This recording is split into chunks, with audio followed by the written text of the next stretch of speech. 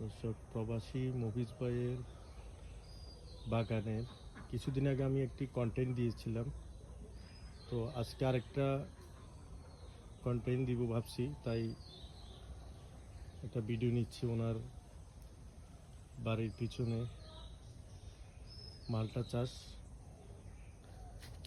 এগুলো হচ্ছে চাইনা মালটা। দর্শক দেখুন, ছোট ছোট এই মালটাগুলো কিন্তু অনেক মিষ্টি হয়। এগুলা কাঁচা মিষ্টি, কাঁচা অবস্থায় মিষ্টি, তাই কাঁচা অবস্থায়ও শরবত বানিয়ে খাওয়া যায়। দেখুন দর্শক, যদিও মফিজ ভাই এখন দেশে নাই, উনি প্রবাসে আছে, তো আশা করি উনি ওনার এই মালটা গাছের যে মালটা ধরছে উনি বিদেশ থেকে এই কন্টেন্টের মাধ্যমে দেখবেন। শুধু যে মালটা ধরছে দর্শক তা না, ওনার হাতের লাগানো আম গাছেও আম ধরছে।